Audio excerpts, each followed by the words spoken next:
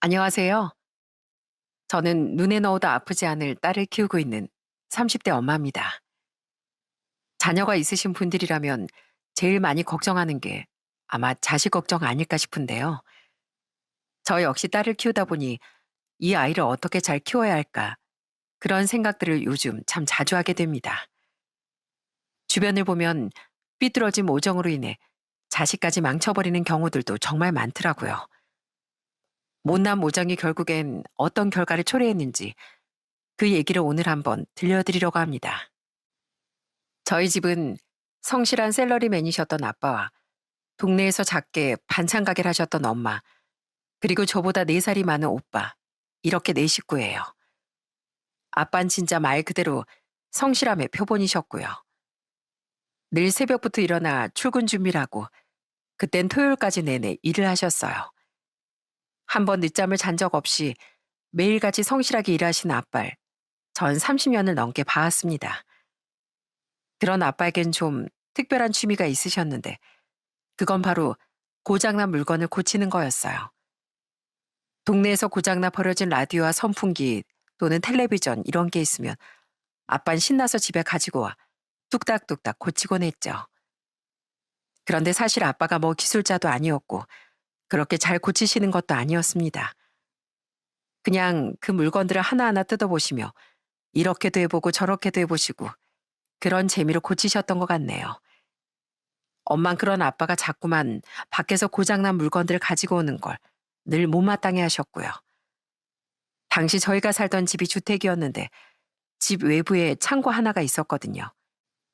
거기서 아빠 늘 고장난 물건들을 쌓아두고 쉬는 날마다 거기서 뚝딱뚝딱 작업을 하셨죠. 하루는 고장난 자전거를 어디서 얻어오셨다며 그걸 열심히 고치셨던 적이 있었어요. 그리고선 그 자전거를 가지고서 저와 공원에 간 적이 있었답니다. 선정아, 아빠가 뒤에서 잡아줄 테니까 얼른 페달 밟아봐. 아빠가 꼭 잡고 있을게. 이제 선정이 너도 두발 자전거 탈 줄 알아야지. 못하겠는데 아빠? 아빠 그거 손 절대 놓지 마. 아빠 그거 놓으면 나 넘어져. 절대 놓으면 안 돼. 알았지? 알았어, 알았어. 얼른 타봐. 아빠가 꼭 뒤에서 잡아줄게. 그때 그렇게 아빠가 고친 두발 자전거로 연습하면서 전 처음으로 자전거를 혼자 탈 수 있게 되었어요. 사실 아빠가 고친 자전거는 멀쩡하진 않았습니다. 탈 때마다 계속 덜컹거렸거든요. 그렇지만 전 아빠가 열심히 땀 흘리며 고친 자전거를 내내 잘 타고 다녔죠. 아빠 넉넉지 않은 살림이지만 어떻게든 집안에 조금이라도 보태보려고 노력을 많이 하셨어요. 아빠뿐만 아니라 엄마 역시 대단한 분이었죠. 동네에서 작은 반찬 가게를 하면서 늘 엄만 혼자 사시는 어르신이나 어려운 집 아이들에게 반찬을 나눠주곤 하셨거든요. 엄마가 그렇게 여기저기 돌아다니면서 반찬을 배달할 때 제가 엄마를 쫓아간 적도 있었어요. 한 번은 진짜 달동네 간 적이 있었는데 눈앞이 아득할 정도로 수많은 계단을 오르면서 겨우겨우 배달을 했었던 날도 있었네요. 그때는 엄마한테 제가 도대체 왜 이렇게까지 하는지 물어봤었어요. 엄마, 그냥 차라리 가게에 와서 가지고 가라고 하던지 그러면 되지. 왜 굳이 엄마가 저기까지 가서 이걸 나눠줘야 돼? 돈 받고 파는 것도 아니잖아. 이 힘든 일을 왜 엄마가 하냐고. 선정아, 저분들한테 우리 가게 와서 반찬 가지고 가라고 하면 와서 가지고 가시겠니? 마음이 무거워서 오시지도 못하지. 엄만 그래도 이렇게 나누니까 마음이 얼마나 편안하고 행복한지 몰라. 선정이 너도 나중에 크면 남한테 나눠줄 줄 알아야 돼. 알았지? 그렇게 엄마를 돕다 보니 세상엔 참 어려운 사람도 많고 힘든 분들도 많다는 걸 어릴 때부터 많이 깨달았던 것 같아요. 그래서 저도 어느 순간부턴 엄마에게 투덜대지 않고 이렇게 엄마의 나눔을 옆에서 도와드리기도 했답니다. 그렇게 따뜻하고 정 많은 부모님을 보면서 저 오빤 삐뚤어지지 않고 바르게 자랄 수 있었어요. 오빤 공부를 잘해 좋은 대학을 나와 중견기업에 취직을 하게 되었고 저 역시 대학 졸업 후 탄탄한 기업에 취직을 하게 됐습니다. 그러다 제가 30대 초반에 회사 동료가 자기 지인이라며 소개팅을 받지 않겠냐고 물어본 적이 있었어요. 사실 전 소개팅 이런 건 별로 선호하지 않아 몇 번을 거절했는데 그 동료가 자꾸만 한 번만 만나보라고 하는 거였습니다. 계속 거절하는 것도 아닌 것 같아 어쩔 수 없이 딱 한 번만 만나보겠다고 말하고서 소개팅 자리에 나가게 되었죠. 그런데 소개팅 자리에서 상대방 남자를 만나자마자 전 너무 깜짝 놀라 입을 다물지 못했어요. 그 남자는 바로 제가 알고 있던 사람이었거든요. 어? 그때 그 자동차 외장 관리 사장님 아니세요? 안녕하세요. 어떻게 여기 계세요? 설마 친구가 소개해 준다고 했던 사람이 바로 와, 진짜 신기하네요. 어떻게 이런 인연이 다 있을 수가 있죠? 그러게요. 전 친구가 진짜 잘 어울릴 것 같은 사람이 있다고 해서 꼭 소개 받아보라고 해서 나온 거거든요. 와, 어쩜 이런 인연이 다 있어요? 그 남자는 제가 그 소개팅이 있기 얼마 전에 방문했던 자동차 외장 관리 업체 사장님이었어요. 제가 사회생활 하면서 모아둔 돈으로 생애 첫 차를 샀었거든요. 그때 그 차가 너무 귀해서 물어물어 자동차 외장 관리 업체를 방문해 코팅을 맡겼었는데 그때 그 업체 사장님이었던 거죠. 세상에 어쩜 이런 인연이 다 있는지 그땐 이 사람이 내 운명인가 싶을 정도로 정말 많이 놀랐습니다. 저뿐 아니라 그 상대 남자분도 저와 똑같이 생각을 했던 것 같아요. 여러분들도 아마 저와 같은 상황이었다면 이게 진짜 운명이 아닐까 생각을 했을 겁니다. 거기다 서로 얘기를 나눠보니 취미 생활도 비슷하고 매운 걸 좋아하는 입맛도 비슷하고 서로 못 먹는 것도 비슷하더라고요. 이러니 순식간에 저흰 서로에게 빠져들 수밖에 없었죠. 연애를 하면서 보는 남자친구는 진짜 성실한 사람이더라고요. 그 성실한 만큼이나 남자친구 가게에 오는 손님들도 정말 많았고 다들 호평을 했습니다. 자신의 일을 사랑하고 거기다가 평판도 좋은 남자친구 보면서 이 사람이라면 평생을 믿고 살 수 있겠다는 생각을 했었죠. 그렇게 저흰 2년의 연애 끝에 결혼을 결심하게 되었어요. 사실 남자친구네 집은 상황이 좀 특별했습니다. 남자친구 어머니가 남자친구가 아주 어릴 적 이혼을 하셨고 남자친구 아버지와는 연락이 아예 두절된 상황이었거든요. 그리고 남자친구에겐 누나가 있는데 누나마저 해외에 나가 살아 자주 만나지 못한다는 거였어요. 처음엔 각자의 집안 사정이니 크게 문제가 될 건 없다고 생각했었죠. 더군다나 결혼을 하고서 남자친구가 어머니를 모시고 살 것도 아니었고 남자친구 어머니께서 꼬리 곰탕집을 운영하시며 생활하고 계시기 때문에 걱정도 하지 않았습니다. 그런데 딱 처음 남자친구 어머니 만나 뵙고서 좀 깜짝 놀랐어요. 사실 그 전에 남자친구가 얘기하기론 어머니께서 굉장히 연약하고 마음이 여리시다고 들었거든요.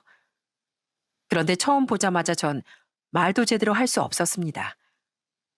처음 제가 인사 가던 날, 전 최대한 얌전하게 옷을 차려입고서 선물을 들고 남자친구네 집에 방문을 했었어요. 초인종을 누르니 안에서 문이 열리더라고요. 그래서 전 들어가자마자 인사를 했죠. 안녕하세요. 박선정이라고 합니다. 그래요. 들어와요. 그렇게 딱 인사를 하고 고개를 들었는데 세상에 남자친구 어머니 눈화장이 얼마나 진하고 강렬했는지 저도 모르게 헉하는 소리를 낼 수밖에 없었어요. 분명 연약하고 마음이 여리시다고 했는데 그게 아니라 아주 강렬한 눈빛을 내보내는 강한 어머니가 딱 서 있으시더라고요. 처음엔 무척이나 당황스러웠습니다. 전혀 예상치 못한 상황이라 어떻게 해야 할지 모르겠더라고요. 그런데 남자친구는 아무렇지 않게 절 집 안으로 데리고 갔고 그렇게 전 거실에 앉게 되었어요. 그러더니 마주 앉은 남자친구 어머니께서 절 아주 뚫어져라 쳐다보는 거였습니다. 그래서 전 어색하게 웃으며 얘기를 했습니다. 어머님 이거 차 좋아하신다고 해서 제가 작게 선물 준비해봤어요. 마음에 드실지 모르겠네요. 그래요. 고마워요. 내가 이제 저녁 장사를 해야 돼서 좀 있으면 나가야 하는데 뭐 밥 먹고 갈래요? 아니요, 엄마. 그냥 오늘 인사 한번 하러 온 거야. 다음에 쉬는 날에 같이 밥 먹자. 어때? 우리 선정이 너무 예쁘지? 그러네. 관상은 나쁘지 않어. 말 편하게 해도 되죠? 네, 그럼요. 어머님 편하게 말씀하세요. 잔뜩 긴장을 한 채로 제가 앉아 있으니 그나마 남자친구가 중간에서 분위기를 좀 풀어보려고 노력했습니다. 그렇게 차도 마시며 서서히 저도 긴장을 좀 풀 수 있었어요. 그렇게 한참을 얘기하다가 남자친구 어머니가 식당을 열어야 한다며 그만 헤어져야 될 것 같다고 얘기를 꺼내셨죠. 그런데 그때 절 가만히 보시더니 남자친구 어머니께서 뜬금없이 뭔가 물어보시더군요. 그나저나 박씨면 어디 박씨인가? 언제 태어났어? 우리 아들보다 3살 어리다고? 몇 시에 태어났는데? 아니다. 여기 종이에다가 생년월일이랑 시간 좀 적고 가. 네? 제 생년월일이랑 태어난 시간이요? 생년월일은 이거고요. 태어난 시간은 제가 정확하게 잘 몰라서요. 아유, 그런 걸 모르고 있으면 어떡해. 그럼 부모님한테 여쭤보고 이왕 여쭤볼 거 부모님 생년월일이랑 생시 적어놓고 가. 또 이런 거 결혼 전에 잘 봐야 하니까. 내가 바빠서 지금 바로 못 보고 이따가 일 끝나면 볼 테니까 적어두고 가. 그렇게 남자친구 어머니는 바쁘게 나가버리셨어요. 전 갑자기 왜 저뿐만 아니라 저희 부모님 생년월일까지 물어보는 건지 이해가 되지 않았습니다. 남자친구는 저에게 대수롭지 않게 말을 하더라고요. 네가 이해해. 우리 엄마 이런 거 믿으셔서 그래. 선정이 너도 교회 다니잖아. 그런 거랑 마찬가지야. 아무리 그래도 우리 부모님 정보까지 알려달라고 하시는 건 좀 아닌 것 같은데. 오빠가 어머님한테 잘 말씀드려줘. 알았지? 알았어. 엄마가 내가 결혼한다고 하니까 이래저래 걱정이 많으신가 봐. 내가 잘 말씀드릴 테니까 너 걱정하지 마. 사실 좀 놀라긴 했지만 그래도 그 뒤로 남자친구가 잘 정리를 한 건지 남자친구 어머니는 더 이상 저희 부모님 생년월일은 물어보지 않으셨어요. 그 뒤로 저희 집에 남자친구가 인사를 오게 되었고 저희 부모님도 듬직하고 싹싹한 남자친구를 참 좋아하셨답니다. 그렇게 양가의 허락 이후 저흰 결혼을 하게 되었어요. 해외에 있다던 신우는 결국 저희 결혼식에 참석을 하지 못했고 축하한다 메시지를 남편을 통해 보내왔습니다. 그땐 그게 이상하다고 생각을 못했던 것 같아요. 그러다 결혼하고서 얼마 지나지 않아 사건이 하나 발생하게 됐습니다. 명절이라 시댁에 방문하게 됐는데 처음 딱 도착을 하자마자 전 제 가방을 놓으려고 작은 방 문을 열어보려고 했어요. 그런데 그 방문을 열려고 하자마자 시모가 소스라치게 놀라며 절 말리시더라고요.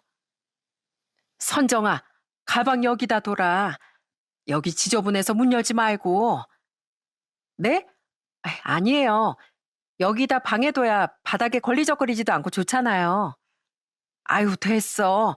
여기 내 물건들 너무 쌓여있고 먼지 구덩이라 들어가지 마. 먼지도 많고 괜히 들어가서 뭐 어쩌려고. 됐다, 됐어. 네? 그럼 어머님, 제가 청소하는 것 좀 도와드릴까요? 아니다, 아니야. 괜찮어. 내가 나중에 쉴 때 조금씩 치우면 되니까 그냥 둬라. 이상하게 시모는 그 방에 제가 손도 못 대게 하시더라고요. 처음엔 그냥 절 배려해서 그런가 보다 생각했었고요. 그런데 딱 시모가 잠깐 가게 가야 될 일이 생겼습니다. 그때 갑자기 시모가 저한테 신신당부를 하는 거였어요. 나 나가 볼 테니까 여기서 좀 쉬고 있거라. 그리고 저기 작은 방은 열지 말고. 알았지? 지저분하니까 괜히 열지 말고. 알겠어요, 어머님. 저기에 뭐 보물이라도 숨겨두신 거예요? 아니다, 아니야. 보물은 무슨. 그냥 나만의 특별한 방이니까 열지 말어. 그리고선 끝까지 그 방을 열지 말라고 말하고 나가시는데 그때부터 저도 너무 궁금하더라고요. 도대체 무슨 방이길래 절대 열지 말라고 계속 강조를 하고 나가시는지 너무 궁금했습니다. 그래서 전 결국 호기심을 참지 못하고 그 방문을 딱 열어봤어요. 그런데 그 문을 열자마자 전 기절초풍하는 줄 알았습니다. 세상에 전 그런 모습을 TV에서나 봤지 실제로 본 건 처음이었거든요. 여러분들 그 무당집 아시죠? 거기에 있는 신단이라고 하나요? 테이블 위에 촛대랑 향로가 그대로 놓여 있고 북이며 방울, 부채 같은 도구들도 구석에 쌓여 있더라고요. 거기다 재물 그릇이며 이런저런 종이 뭉치들까지 한쪽에 쌓여 있는데 문을 열자마자 바로 느껴지는 향냄새. 진짜 너무나 당황스러웠습니다. 그렇게 문을 열고 한참을 가만히 보고 있으니 방에 있던 남편이 나와보더니 깜짝 놀라 말을 하더라고요. 여보, 아니 거길 왜 열었어? 여보, 이게 다 뭐야? 이게 왜 이 방에 있어? 저건 다 뭔데? 아, 그게 있잖아. 뭐냐고. 도대체 이게 뭐야? 당신 말해봐. 대체 어머님 정체가 뭔데? 뭐냐고. 솔직히 말해. 아니, 그게 우리 엄마가 예전에 사실은 무당이셨어. 뭐라고? 무당? 그제서야 전 시모의 그 눈빛부터 첫 만남 때 자꾸만 생년월일을 물어봤던 것까지 죄다 그 이유를 알 수 있었어요. 시모는 과거에 신내림을 받아 무당으로 이렇게 신당을 차려서 일을 하셨던 거였죠. 지금은 신발이라고 하죠. 끈이 다 떨어져 이젠 손님도 없어 정리를 한 거였습니다. 전 너무나 황당하고 어이가 없더라고요. 아무리 그래도 이런 건 좀 미리 얘기를 해줘야 하는 거 아닌가요? 여보, 아니 이런 걸 말도 안 하면 어떡해. 아무리 예전에 했다지만 이런 건 얘기를 해줘야지. 아니 엄마가 지금 하시는 것도 아니고 예전에 하셨던 건데 굳이 말할 필요 없다고 생각했지. 그리고 엄마가 이런 걸 중요하다고 생각하셨으면 기독교인 당신 집안이랑 결혼하라고 하셨겠어? 엄마도 이젠 이런 거 안 하셔. 괜히 당신한테 말하면 또 신경 쓸까 봐 엄마가 말하지 말라고 하신 거야. 어른들 이런 거 별로 안 좋아하시잖아. 아무리 그래도 이건 아니지. 진짜 이젠 안 하시는 거 맞아? 진짜로 맞냐고. 맞아. 이것 봐. 다 먼지 쌓여가지고 있는 거. 그냥 보관만 하시는 거야. 어떻게 처치도 못하니까 엄마 지금 식당 하는데 이걸 어떻게 해. 당신도 그냥 모르는 척 넘어가줘. 어? 엄마도 당신한테 말하기 좀 그러니까 그러신 거니까 당신도 모른 척 해줘. 솔직히 이런 걸 숨기고 있었다는 게 진짜 어처구니가 없었지만 이젠 더 이상 그런 일을 안 하신다고 하니 찜찜하긴 해도 그냥 넘어가게 되었어요. 이때 그냥 넘어간 게 전 나중에 이렇게 후회가 될 줄은 꿈에도 몰랐지만요. 그 사건 이후엔 사실 저도 바쁘다 보니 명절이나 생일이 아니면 시댁에 잘 방문하지 않았고 서로 교류할 시간도 별로 없었어요. 그러다 결혼하고서 2년 차에 제가 임신을 하게 됐습니다. 양가 부모님들도 다들 좋아하시고 축하를 해주셨죠. 그런데 딱 아이 성별을 보러 가던 날 웬일로 시모께서 연락이 온 거였습니다. 네, 어머님, 무슨 일이세요? 너 오늘 병원 간다며? 오늘 성별 나오는 날이라고 했나? 안 그래도 내가 꿈자리 보고 너한테 전화하려고 했는데 걔 딸이야, 딸. 네? 딸이요? 그래, 안 봐도 뻔해. 내가 이런 것도 잘 보지. 가봐자 딸이니까 괜히 병원비만 쓰지 말라고. 네가 궁금해할 것 같아 내가 전화해 준 거야. 아, 그래요? 그럼 진짜 가보고 확인해보고 전화 드릴게요. 그때는 그냥 시모가 하는 말을 별 의미 없이 듣고서 지나쳤습니다. 그런데 정말로 저희 아이가 딸이었어요. 남편은 아이가 딸이라는 걸 확인하자마자 아주 신나서 시모한테 전화를 했습니다. 엄마, 엄마 대체 어떻게 알았어? 역시 우리 엄마 아직 안 죽었네. 우리 아이 딸이래, 딸. 그래? 아유, 그것 봐, 딸이라고 했지? 내가 뭐 틀린 적 있니? 아유, 그래도 딸은 아무짝에도 쓸모없는데 아들이 있어야 하는 건데 아들이. 그래야 우리 아들이 든든하고 일도 잘 풀릴 텐데 말이야. 에이, 엄마, 요즘은 또 그게 아니지. 하여간 우리 엄마 대단하다니까. 그지? 그러니까 너도 엄마 말 들어. 첫째는 딸이어도 둘째는 꼭 아들 낳아야 네 일이 풀린단다. 그러니까 둘째는 힘내서 아들 갖도록 해. 그러더니 싱글벙글 웃으며 전화를 끊는 남편을 보면서 진짜 어처구니가 없더라고요. 뱃속에 있는 딸을 벌써부터 찬밥 신세로 생각하는데 뭐가 좋다고 이 남편은 웃고 있는지 너무 화가 나더군요. 그날 전 남편에게 엄청 화를 냈습니다. 아니, 어떻게 당신은 아직 태어나지도 않은 당신 딸이 아무짝에도 쓸모없다고 하는데 웃으면서 그렇게 말할 수가 있어? 아빠라는 사람이 그러는데 내가 어떻게 안심하고 딸을 낳아? 아, 미안해, 여보. 난 그냥 엄마가 맞췄다는 게 신기해서. 미안해, 정말. 미안해? 지금 미안하다고 하는 걸로 끝이야? 이거 봐봐. 아직 우리 딸은 태어나지도 않았는데 어머님이 벌써부터 저렇게 얘기하시면 태어나고 나선 어쩌겠어? 당신이 중간에서 정리 잘해야 하는 거 아니야? 알았어.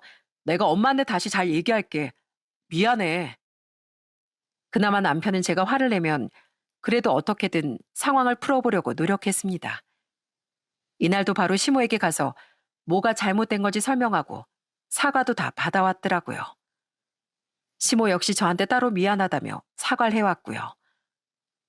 에이미야, 아휴, 미안하다. 내가 괜한 말 해서. 난 그냥 우리 아들한테는 아무래도 아들이 필요하니까 엄마 욕심에 그런 말 한 건데 너한텐 정말 미안하구나. 어머님, 아무리 그래도 그런 말씀 아무렇지 않게 하시는 건 좀 아닌 것 같네요. 나중에 저희 딸 태어나고 나서 그러시면 저도 딸도 얼마나 상처받겠어요. 알았다, 알았어. 내가 이 입을 좀 조심하마. 진심으로 사과를 하는지 모르겠지만 그래도 어른이 먼저 사과라니 저 역시 마음을 풀 수밖에 없었습니다. 그런데 그 뒤로 소름 끼치는 일이 한 번 생겼습니다.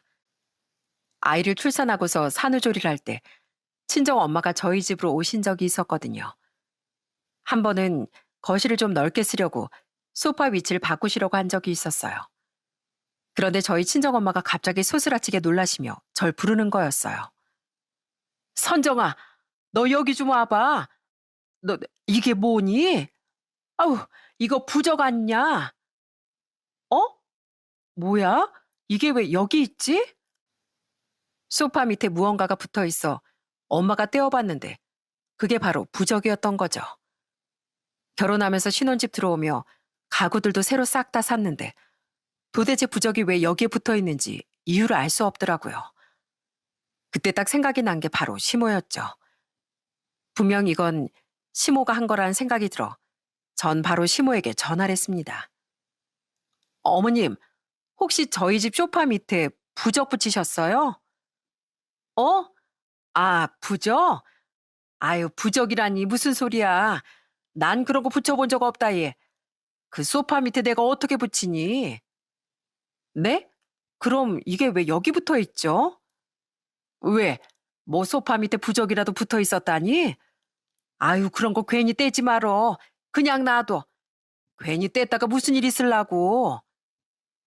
전 끝까지 본인이 붙인 게 아니라고 하는 시모의 말을 믿을 수가 없었어요.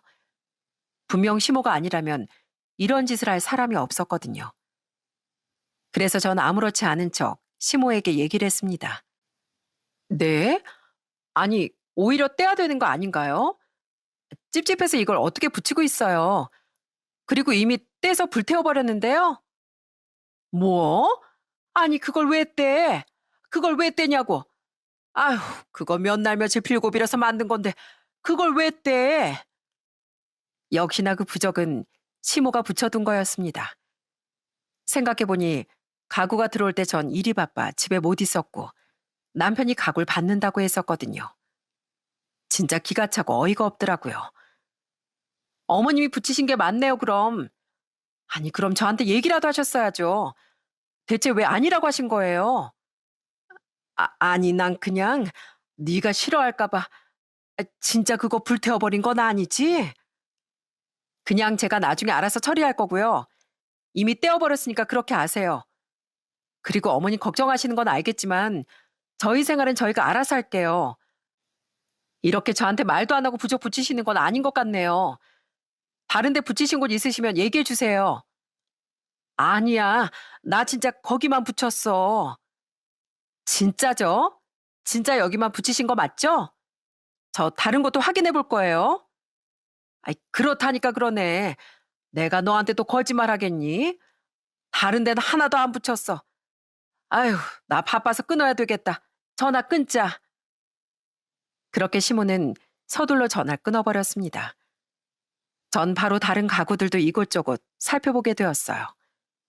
그런데 이미 다른 가구들도 구석구석 부적이 다 붙어 있더라고요. 어떻게 말도 안 하고 이렇게 할 수가 있는지 도저히 이해가 되지 않더군요. 그런데 남편한테 이 얘기를 하니까 뭐라고 하는지 아세요? 아이, 엄마가 우리 잘 살라고 붙여둔 건데 왜 그랬어? 그냥 두면 될 걸. 당신은 안 믿을지 모르겠지만 어른들은 또 이런 거에 예민하다고. 믿고 안 믿고의 문제가 아니라 이건 우리 집이잖아. 당신만 혼자 사는 것도 아니고 나도 사는 집인데 어떻게 나한테 한마디 상의도 한마디 말도 없이 이러시냐고. 알았어. 다음엔 엄마한테 꼭 얘기하고 그러시라고 할게. 됐지? 별것도 아닌 거 가지고 왜 그래. 뭐 엄마가 괜히 그러셨겠어? 다 우리 좋으라고 그런 거지. 대수롭지 않게 생각하면서 시모를 두둔하는 남편을 보며 전 너무나 답답하더라고요. 물론 부모로서 걱정되니 그럴 수 있겠죠. 그렇지만 아무런 말도 안 하고 그러는 건 절 무시하는 거 아닌가요? 점점 시모가 마음대로 하는 일이 많아지니 저도 거리를 두게 되더라고요. 그런데 시모도 시모지만 시간이 지날수록 남편과의 갈등이 점점 커지기 시작했습니다. 아이가 태어나고서 전 일을 쉬고 육아를 담당하게 됐는데 남편은 항상 일이 바쁘단 핑계로 아이 육아에 아예 참여를 하지 않았거든요. 그러면서 자꾸만 둘째 욕심만 갔더라고요. 아이 기저귀 한번 갈아준 적 없으면서도 틈만 나면 둘째를 낳자고 들이대는데 얼마나 화가 났는지 모릅니다. 여보, 오늘은 우리 딸도 일찍 자는데 우리 둘째 이제 슬슬 생각해야 하지 않겠어? 자식 혼자면 나중에 외로워. 그래도 남매 만들어줘야지. 오늘이 그날인가 봐. 뭐? 둘째? 당신 지금 이 상황에 둘째 얘기가 나와? 우리가 어떻게 지금 둘째를 가져? 나 오늘 몇 시간이나 잔 줄 알아? 애 보느라 오늘 4시간도 채 못 잤다고. 에이, 왜 그래? 아까 애 보면서 잘만 졸더니. 알았어, 알았어. 내가 둘째 낳고 나면 진짜 잘한다. 내가 아주 일 그만두는 한이 있더라도 둘째는 꼭 내가 볼게. 어? 그러니까 우리 둘째 낳자. 내가 어떻게 그 말을 믿어? 당신 애 낳기 전엔 애만 낳아보라고 자기가 다 기저귀 갈고 분유 먹이고 다 한다고 했잖아. 그런데 지금 뭐 하는 거야? 애 돌 될 때까지 당신 한 번 기저귀 갈아본 적 있어? 비위 상한다고 한 번은 안 갈아봤잖아. 근데 뭐 둘째? 꿈 깨셔. 둘째는 무슨? 전 정말 남편이 너무 야속하고 미웠습니다. 결혼한 지 겨우 결혼 4년도 되지 않았는데 그 짧은 시간에 남편은 아예 제가 알던 사람이 아니라 생판 딴 사람이 되었거든요. 거기다 남편은 자꾸만 쓸데없는 곳에 돈을 많이 쓰기 시작했어요. 아이도 크는데 한 번은 저축을 좀 해볼까 해서 남편에게 말을 했더니 진짜 철없이 말을 하더라고요. 여보, 이번 달 생활비 좀 넉넉하게 주면 안 돼? 안 그래도 아이도 커가는데 우리 저축을 좀 더 해야 할 것 같아서. 저축? 아이, 그런 거 해서 뭐해. 엄마가 말하는데 난 평생 돈이 부족할 팔자가 아니래. 저축할 필요 없어.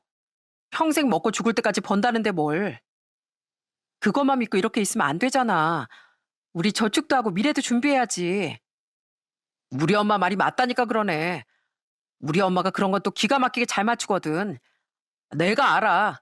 엄마 말 맞아. 당신도 우리 엄마 말 믿고 걱정하지 마.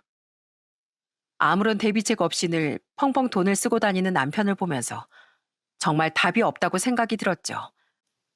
그러다 보니 저라도 정신을 차려서 살림을 잘 꾸려가야 되겠다는 생각이 들더라고요.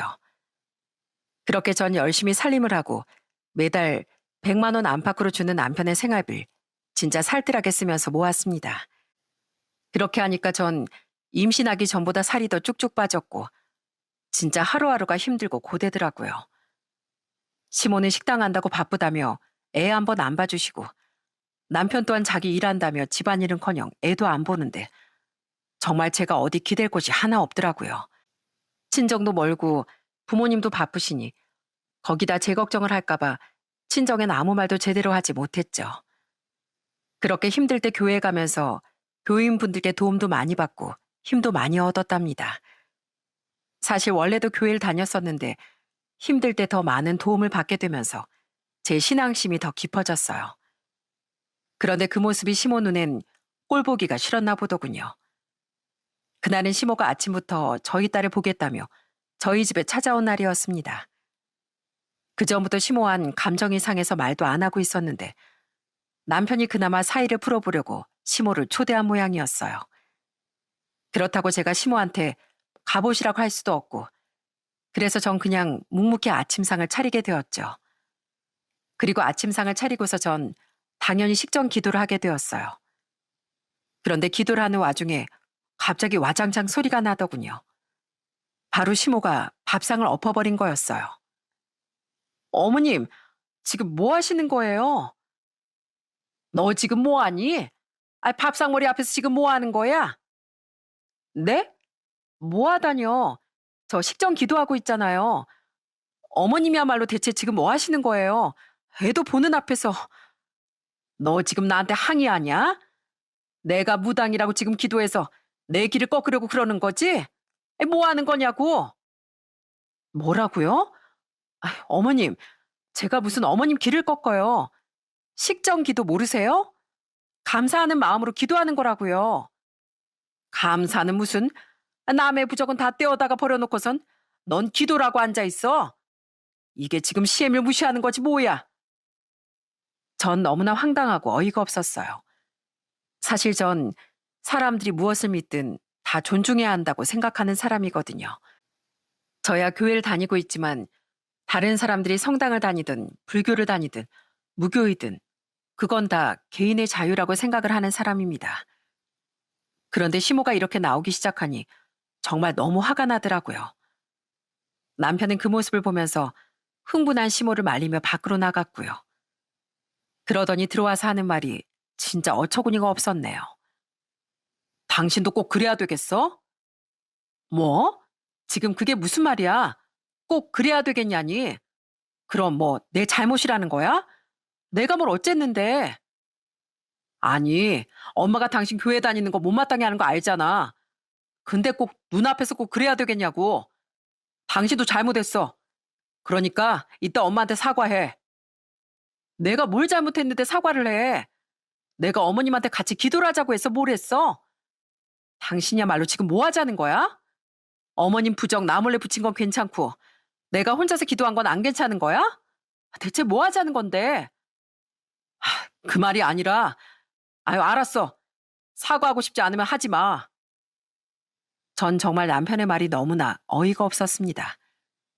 그동안 한번 저한테 기도한다고 뭐라고 해본 적 없었던 남편이 시모가 저렇게 밥상을 얻고 나가니까 바로 시모 편을 들고 두둔한다는 게 너무 화가 나더군요.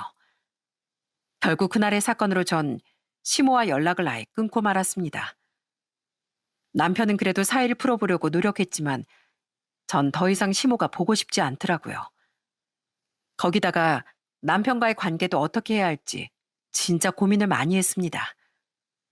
안 그래도 아이도 잘 안 보고 자기 멋대로 구는 남편에게 마음이 점점 멀어지고 있었는데 끝까지 시모 편만 드는 걸 보니 이렇게 살아도 되는 걸까 싶은 생각이 들었거든요.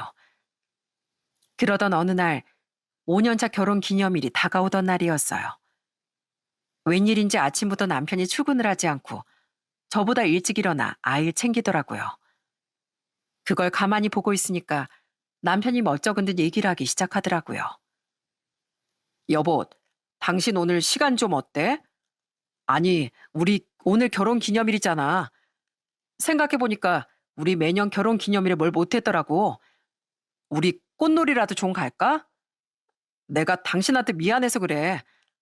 내가 정말 잘못했어. 당신도 꽃 보고 싶을 텐데 그동안 내가 너무 소홀했지? 뭐야, 갑자기? 꽃놀이 가자고? 어, 내가 오늘은 당신 꽃구경 제대로 시켜줄게. 아이는 어린이집 내가 데려다 주고 올 테니까 당신은 얼른 챙기고 있어. 알았지? 전 웬일로 꽃구경을 가자는 남편의 말에 좀 당황스럽더라고요. 갑자기 왜 저러는지 이유를 알 수 없었거든요. 그동안 일 바쁘다며 제가 어디 가보자고 해도 늘 거절만 했던 남편인데 그래도 결혼 기념일이라 신경을 쓰려고 하는가 보다 생각을 했습니다. 그렇게 전 나갈 준비를 하고서 남편의 차를 타게 되었죠. 그런데 남편이 향하는 곳이 너무나 익숙하더라고요. 전 속으로 설마 했죠. 그리고서 도착한 곳을 보고 전 눈을 질끈 감을 수밖에 없었네요. 바로 남편이 도착한 곳이 시모의 식당이었거든요. 그때 저희 동네에 벚꽃 축제가 열렸었거든요. 시모 식당 근처가 그 벚꽃 축제가 열린 부근이었는데 축제가 열리니까 손님들이 계속 밀려 들어오니 일할 사람이 필요하니까 절 그렇게 거기로 데리고 간 거였어요. 제가 그렇게 기가 막혀 어이없어 서 있으니까 남편이 또 뭐라고 하는지 아세요? 여보, 내 선물이야. 우리 엄마가 오늘 일한 거 더블로 일당 챙겨주신대. 당신 요즘에 일도 안 하고 있잖아. 애 본다고 집에서 쉬고 있었는데 이참에 이렇게 돈 벌면 얼마나 좋아. 내가 엄마한테 일당 빼놓지 말고 챙겨달라고 그랬어. 나 잘했지? 여기서 벚꽃 날리는 거 엄청 잘 보인다. 당신 여기서 일하면서 벚꽃 구경 실컷 해. 그러면서 제가 아무런 말도 하지 않고 가만히 서 있으니 남편은 또 제 팔을 끌고서 식당 안으로 들어가더군요. 아침부터 테이블은 가득 차 있었고 홀에서 정신없이 일하던 시모는 앞치마를 가지고 와 저에게 던지면서 얘기를 했습니다. 야, 뭐하니? 지금 바빠 죽겠는데. 얼른 들어와서 저기 상 좀 치워. 아이, 뭐해? 멍하니 서 있을 시간이 어딨어? 이러면서 일당 다 받아가려고? 얼른 일해, 얼른. 네, 그 두 모자는 절 그렇게 일을 시키려고 머리를 쓴 거였습니다. 제가 그동안 어떤 마음을 가지고 있었는진 전혀 생각도 하지 않고서 그런 짓을 벌인 거였죠. 전 꾹 참고 얘기를 했습니다. 지금 뭐 하시는 거예요? 저 일하러 온 거 아닙니다. 이만 가볼게요. 뭐? 아, 너 지금 뭐 하니? 며느리라고 하나 있다는 게 여기서 일도 안 하고 지금 뭐 하고 있냐고? 올해 일당은 뭐 두 배로 쳐달라고? 아이구야. 야, 집에서 놀고 먹으면서 남의 아들 돈 빨아먹고 살면 염치가 있어야지. 아, 뭐해? 얼른 앞치마 안 메고. 뭐라고요? 정말 진짜 해도 해도 너무하시네요. 당신 같은 사람들은 정말 지옥에 떨어져도 모자랄 사람들이에요. 뭐라고? 너 지금 뭐라 그랬어? 헛소리 하지 말고 당장 일 못해? 사람들 다 쳐다보는데 뭐 하는 짓이야 이게? 전 그런 시모에게 다시 앞치마를 던졌습니다. 그리고서 정말 특별 행사를 진행했어요. 그건 바로 그 아둔한 두 사람을 위한 기도를 하기 시작한 거였죠. 하늘에 계신 아버지, 오늘은 참 특별한 날입니다. 결혼 기념이라고 속여놓고 벚꽃 대신 설거지판에 앉힌 남편과 앞치마를 던지며 종부리듯 시키는 시어머니 앞에서 제가 이렇게 당당하게 기도하게 하시니 감사합니다. 벚꽃을 빌미로 저에게 앞치마를 던져 종처럼 부린 이 두 사람의 죄를 가볍게 여기지 마시고 먼저 이 땅에서 벌을 받게 해주세요. 주여, 시어머니 임순자의 손을 다스려 주옵소서. 그 손은 앞으로 제멋대로 움직여 밥은 서리고 국은 군내나며 김치엔 썩은 맛이 나게 해주시옵소서. 그리하여 아두나 머리처럼 식당도 텅 비게 만드소서. 주여, 제 남편 조만호는 평생 어머니 치마폭에 갇혀 철들지 못하였나이다. 그의 지갑은 그의 머리처럼 텅 비게 하시고 돈은 벌면 벌수록 손가락 사이로 술술 빠져나가고 카드값은 아예 눈덩이처럼 불어나게 하소서. 그것으로 자신들의 잘못을 손톱만큼이라도 깨닫길 간절히 바라옵나이다. 주여, 전 이제 이 가정을 떠납니다. 저와 제 아들 주님의 품 안에서 당당히 살아가게 하옵소서. 그러나 저 어리석은 두 모자는 지옥불의 뜨거움을 몸소 체험하게 하소서. 불타는 숯불 위에서도 남편은 엄마만 외치고 시모는 내 식당만 붙드는 그 꼴을 꼭 보게 하소서. 이 모든 걸 주 예수 그리스도의 이름으로 기도드립니다. 아멘. 너, 너 지금 뭐 하자는 거야? 대체 뭐 하자는 거냐고? 말 그대로 두 분을 위해 기도 좀 해드렸는데요. 어떻게 이렇게 며느리를 못 살게 굴지 못해 안달이신가 해서요. 이런 심부로 식당 운영하는데 제가 기도 좀 해드려야죠. 뭐라고? 너 내가 교회를 얼마나 싫어하는지 알면서 지금 기도하고 자빠졌어? 종교엔 자유가 있는 거잖아요. 왜요? 부적은 되면서 기도는 안 되나요? 저도 불쌍한 당신들 보고 있으니까 측은지심이 생겨서 기도 좀 드린 것뿐이에요. 제발 제 기도 들으시고 정신 좀 차리세요. 그러자 옆에 있던 남편도 소스라치게 놀라더니 절 말리기 시작했습니다. 여보, 당신 왜 그래? 갑자기 왜 그러는 거야? 당신 진짜 미쳤어? 엄마가 당신 미친 것 같다고 하더니만 진짜 그런 거야? 아, 진짜 엄마 말대로 굿이나야 되겠네. 뭐? 국 같은 소리 하고 앉아있네. 야, 너 정신머리나 제대로 차려. 지금 뭐 하자는 거야? 당신은 도저히 내가 구제 못 해주겠어. 너 같은 구제 불능인 놈하고는 더 이상 못 살겠다고. 당장 이혼해. 뭐? 여보, 왜 그래? 뭐 이런 거 가지고 그래? 이런 거? 야, 돈 벌어다가 밖에서 펑펑 써제끼고 다니는 애랑 내가 뭘 믿고 사니? 그리고 엄마 말이라면 쪼르르 쪼르르 다듣는 마마보이랑 내가 어떻게 믿고 살아? 이 마마보이에 덜 떨어진 놈아. 널 한평생 믿고 살다간 나까지 덜 떨어질 것 같아서 도저히 못 살겠다. 끝내자, 끝내. 그렇게 전 남편에게 이혼을 선언하고서 그 식당을 나와버리고 말았습니다. 당연히 그날의 사건을 수많은 손님들이 목격을 했어요. 나오는 와중에도 다들 수군대는 걸 느꼈지만 전 그럼에도 창피하지 않고 오히려 속이 시원했답니다. 그 뒤로 그 모자는 저한테 어떻게 했냐고요? 당연히 끝까지 아주 당당하더군요. 심지어 시모라는 그 사람은 저한테 더 당당하게 얘기를 했고요. 이혼 소송을 하자 전화까지 와선 저한테 폭언을 했거든요. 야, 그래. 이혼해라, 이혼해. 내가 우리 아들 이혼해서 너보다 훨씬 더 잘난 여자 붙여줄 거야. 어디서 감히 우리 아들한테 이혼하자는 얘기를 해? 우리 아들이 뭐가 아쉬워서. 네, 그러세요. 어디 한번 새 여자 제대로 한번 골라보세요. 그 여잔 시모가 가구에 부적을 몰래 붙이던지 말던지 아무 상관 안 하는 여자를 한번 골라보시던가요. 뭐? 이게 진짜? 너 앞으로 얼마나 잘 사는지 보자.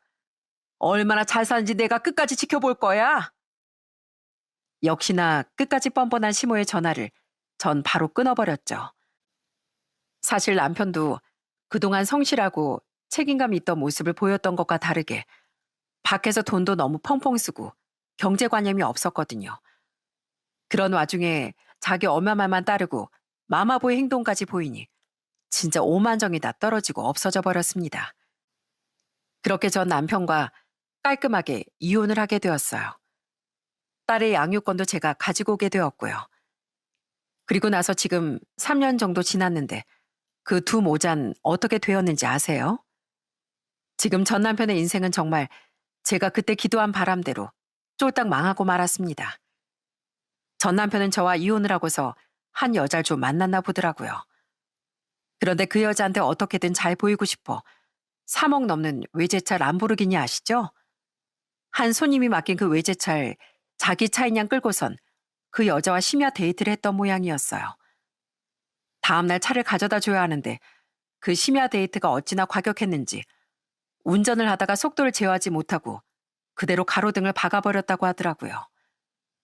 그런데 그 수억이 넘는 차 수리비가 얼마나 많이 나왔겠습니까? 외제차의 수리비도 어마어마하고 거기다 남편이 몰래 그 차를 쓴 거라 그 수리비를 죄다 남편이 물어줘야 하는 상황까지 온 거였죠. 그것도 제가 넉 달 동안 양육비가 들어오지 않아 전화했더니 이 상황을 다 말해주면서 전 남편이 울먹거리는데 진짜 웃기지도 않더라고요. 여보, 나 진짜 지금 큰일 났어. 나 지금 소송당하고 돈도 구해야 하는데 나 지금 양육비가 문제가 아니야. 나 대출이란 대출은 다 끌어모았는데도 그 돈 못 구해서 큰일 나게 생겼다고. 당신 혹시 좀 여유 있어? 여유 있으면 나 좀 도와주면 안 될까? 뭐? 야, 내가 널 왜 도와주니? 그러게 왜 남의 차를 당신 멋대로 손을 대, 손을 대길. 하여간 모자가 아주 똑같네, 똑같아. 허락도 없이 남의 물건에 손대는 거 무슨 유전이니? 여보, 제발. 나 진짜 이러다가 쫄딱 망해. 이미 어깨 소문 다 나서 일도 못하게 생겼어. 대체 내가 왜 그랬을까? 당신 말 들을 걸. 당신 말 듣고서 내가 좀 제대로 살아볼 걸. 여보, 미안해. 미안하고 자시고 그거야 내가 알 바 아니고 밀린 양육비나 제대로 보내. 소장 하나 더 받고 싶지 않으면. 여보, 여보. 전 그렇게 전화를 끊어버렸습니다.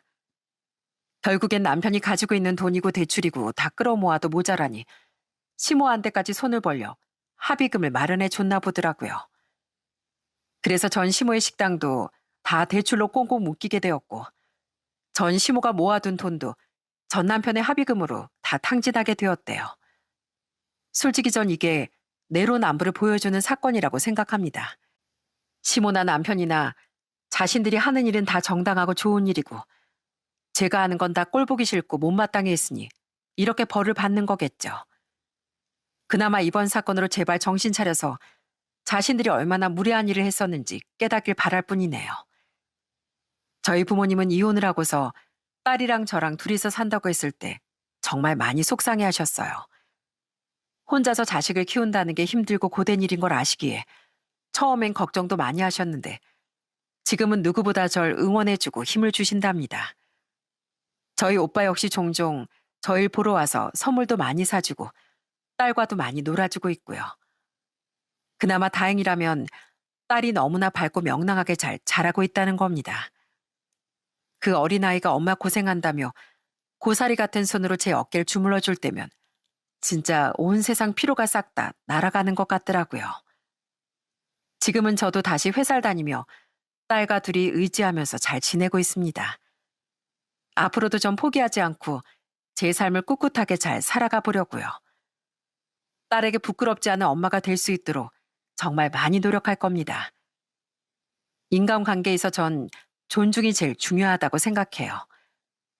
종교 갈등이 있는 이유도 아마 서로를 존중하지 않기 때문이라고 생각하는데요. 각자 종교의 자유가 있듯 서로의 생각을 좀 더 존중하고 배려해 줄 필요가 있다고 생각합니다.